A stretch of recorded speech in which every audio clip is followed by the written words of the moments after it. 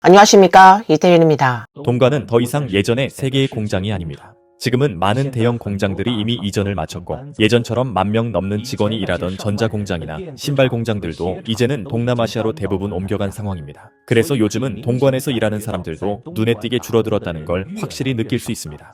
동관의 임금 수준은 정말 심각할 정도로 낮습니다. 너무 형편없어요. 이제 동관은 더 이상 노동자들의 천국이 아닙니다. 지금 제가 있는 곳은 동관 전환 테크노파크인데요. 이 산업단지에 사람 그림자 하나 보이지 않습니다. 일자리 찾으러 동관으로 오지 마세요. 정말 추천해드릴 수 없습니다. 동관동역은 한때 수많은 노동자가 남아에 처음 도착하던 곳이었어요. 다들 큰 가방을 들고 가슴속에 희망을 안고 동관으로 일하러 왔죠. 그런데 지금은 보세요. 얼마나 많은 사람들이 캐리어를 끌고 고향으로 돌아가고 있는지. 올해는 정말 일자리 구하기가 너무 어려워요. 많은 공장이 주문을 받지 못해 실직하는 사람들이 점점 많아지고 있어요. 지금 일하고 계신 분들이라면 지금의 일자리를 꼭 소중히 여기시길 바래요. 미중 간의 관세 전쟁이 치열하게 전개되고 있는 가운데 미국은 중국을 겨냥해 동남아 태양광 일부 품목에 대해 최대 3,521%의 관세를 부과하기로 결정했고 또 245%의 관세는 단일 품목에 대해 관세 항목을 모두 합산해 누적 관세 방식을 적용하고 있으며 145%의 관세는 현재 실제 단일 품목에 관세가 부과되고 있습니다. 미국의 중국산 수입품 145%의 고율 관세 부과에 중국 역시 미국산 제품에 125%의 관세로 맞대응하고 있습니다. 이러한 관세 전쟁은 중국의 수출 무역에 막대한 타격을 주고 있으며 특히 미국 수출에 특화된 대규모 무역 기업들은 주문이 끊기고 기업이 가동을 중단하며 생존이 어려워져 비명을 지르고 있습니다. 그 여파는 세계의 공장이라 불리는 동관에 더 직접적이고 심각한 충격을 주고 있습니다. 오늘은 이와 관련된 주제를 함께 이야기해 보겠습니다. 동관은 전 세계적으로 유명한 제조업 중심지로 특히 전자, 신발, 가구 산업 등으로 잘 알려져 있으며 많은 외국 자본과 국내 투자를 유치해왔습니다. 그러나 미중 무역 전쟁이 본격화되고 공급망이 이동하면서 대만계 기업과 외국 자본이 대거 철수하게 됐습니다. 그 결과 동관의 실업 인구는 급격히 증가하고 있으며 일자리를 찾기 어려운 현실 속에서 무려 400만 명이 동관을 떠났습니다. 한때의 번영은 자취를 감추고 동관은 지금 침체의 그림자 속에 놓여 있습니다.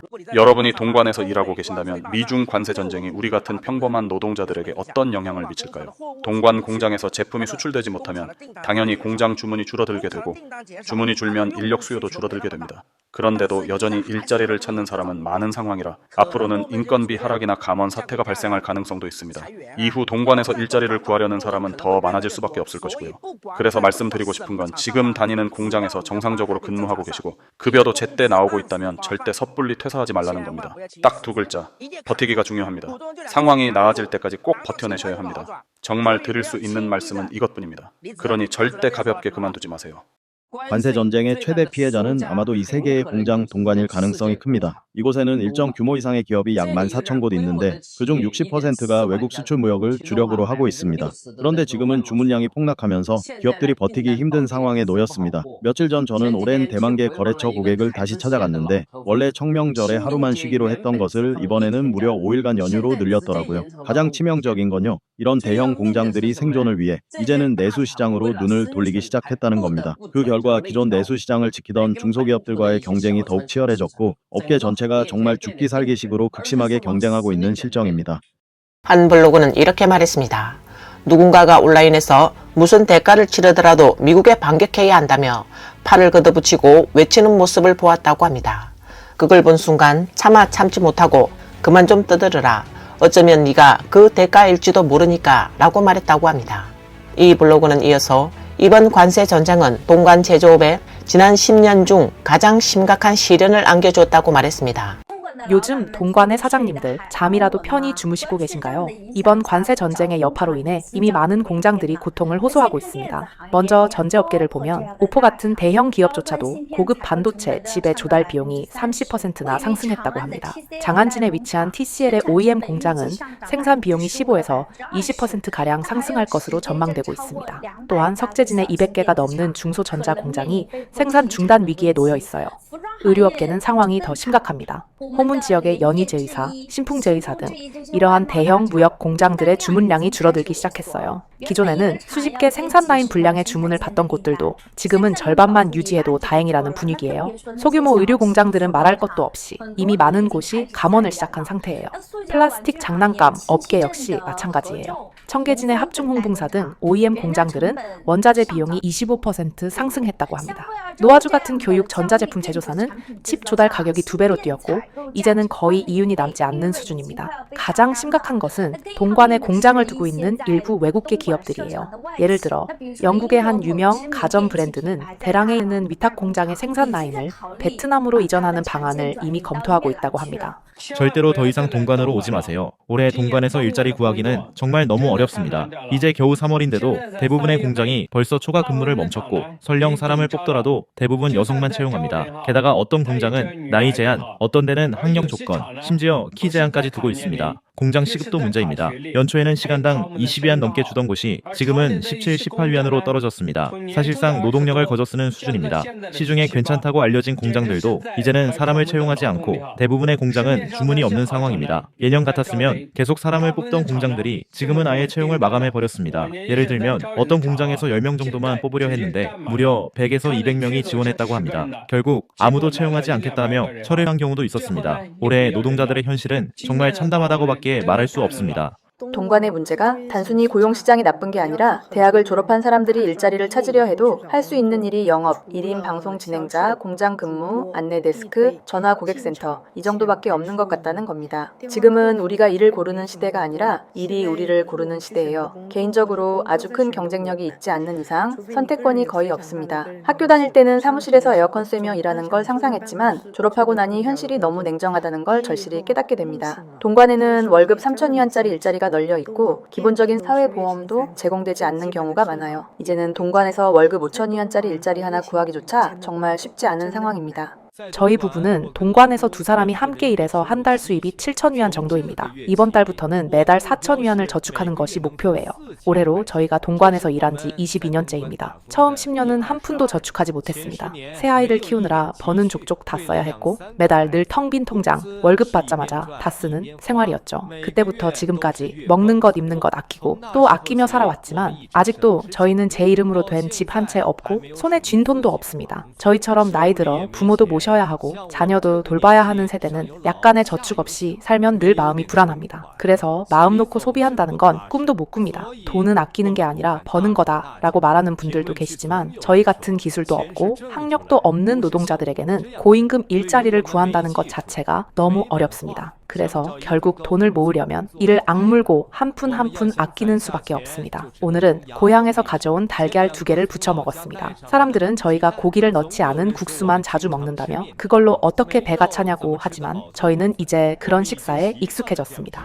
블로그 샤오이 씨는 심천에서 출발하여 기차를 타고 동관에 있는 화웨이 본사에 면접을 보러 갔습니다. 졸업증명서랑 신분증은 미리 다 챙겨놨어요. 왜냐하면 화웨이 면접의 첫 번째 관문이 바로 졸업증 원본 확인이거든요. 이제 출발합니다, 여러분. 이런 생활 도대체 언제 끝나는 걸까요? 매일매일 먹고 살기 위해 여기저기 뛰어다니는 삶. 정말 더는 이렇게 살고 싶지 않아요. 지금 또 버스를 20여 정거장이나 타야 해요. 진짜 멘탈 나갑니다. 일단 계란전 하나 먹어야겠어요. 버스는 탔어요. 내비게이션에는 2시간 걸린다고 나오네요. 정거장도 20개가 넘고요. 정말 탈진할 것 같아요. 버스에서 내렸는데 아직도 걸어서 30분이나 가야 해요. 원래는 공유 자전거를 하나 빌릴까 했는데 이 주변에는 자전거 한 대도 보이지 않네요. 도착은 했는데 중개인이 말하길 오늘은 이미 인원 초과라서 더 이상 접수를 안 한다네요. 지금 고작 아침 9시인데 말이죠. 결국 내일로 미뤄졌습니다. 완전히 망했어요. 오늘은 동관에서 하룻밤 묵고 내일 아침 면접 보러 다시 와야 해서 오늘 심천으로 돌아갈 수도 없게 됐네요.